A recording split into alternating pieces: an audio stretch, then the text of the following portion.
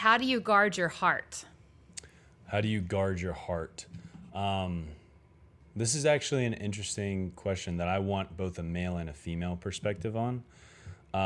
Because for men, we have the responsibility of guarding our hearts, but there's also a little bit of responsibility of providing a covering that makes it easier for a woman to guard her heart. You want to create a safe and protective environment for that to be fostered.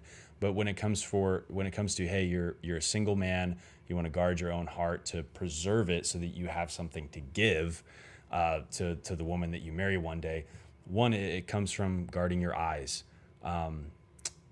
It's so interesting. I think Jesus said that it's not what goes into the heart, but what comes out from the heart that defiles a person. Mm-hmm. But what you let in will inevitably come out in some way, shape, or form. So be careful what your ears hear. Be careful what your eyes see. Anything that brings input into your heart, be selective about it. Determine that you're in charge of what comes into your heart. Write down a list of things that you do not allow into your heart, and write down a list of things that you force feed yourself to change your heart.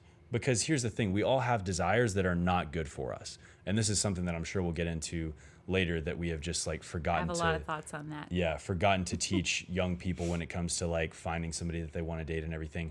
We forget that not all of our desires are good for us. Not everything we're attracted to is good for us. Not everything we want is good for us. And so you have to force feed yourself things to change those appetites and change those desires slowly over time. It's a process of sanctification, but engaging in that process consistently and faithfully is really the insulation that allows you to guard your heart. It's a practice. It's not necessarily a brick wall, but a daily decision and practice that I am going to keep my future in mind, and I'm going to keep the preservation of my heart in mind when it comes to my habits and the things that I take in. Mm-hmm. So good. So my response to that, first of all, we guard things that are valuable. I'm so excited. My Feminine Daily Journal Guide is available now on Amazon. So please go and get yours. I don't think you're going to be disappointed.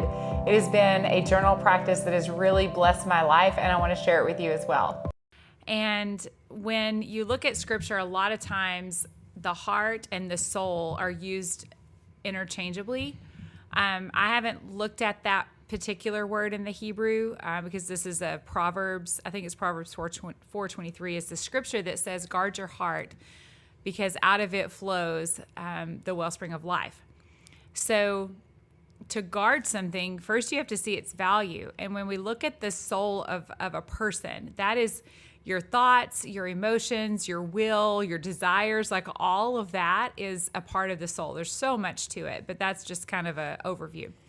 And so when you're talking about guarding what you're thinking about, guarding what your emotions are, guarding your desires, guarding your will, all of that takes a lot of intentionality. It doesn't happen accidentally and without,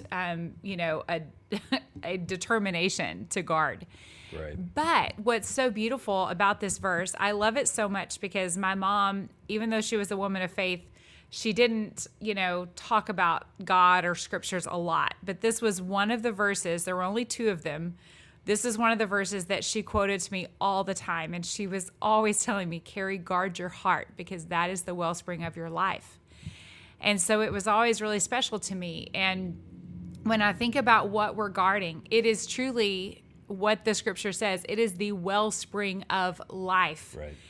And if I want to live a life that is overflowing, that it is splashing out of me, there's all the, the fruits of the Spirit, love and joy and peace and patience and kindness and gentleness and faithfulness and self-control. If I want that to be what splashes out of me on a daily basis, regardless of my circumstances, then I have to guard my heart. And I love the scripture in Philippians that it tells you what to think on.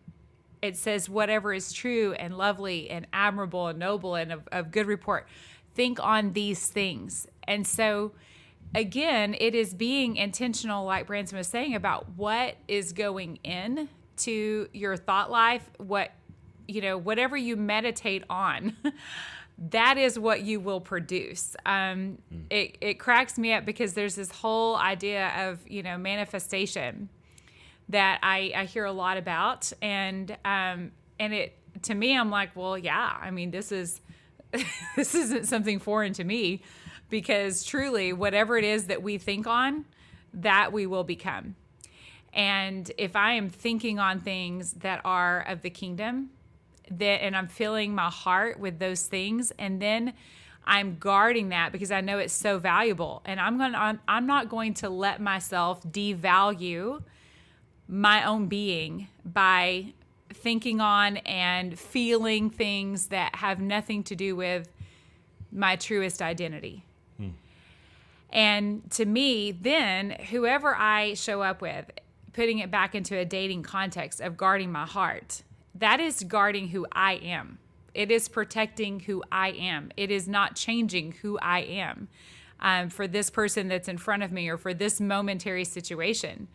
And I feel like the intentionality comes with, I can trust the desires that God has given me, because he tells us, I will give you the desires of your heart.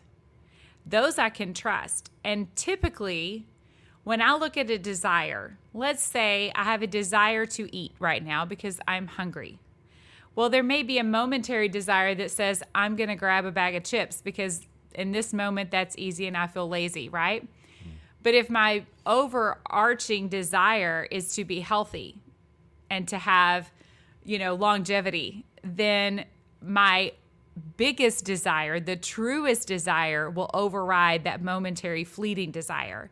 So that's what I would say, is that there has to be long-term desires that are planted in your heart by God that you actually are submitted to, rather than some of those, instantaneous desires that come up that you could fulfill in ways that don't line up with your true identity, don't line up with the desires that God has put in your heart. They actually would sabotage those desires.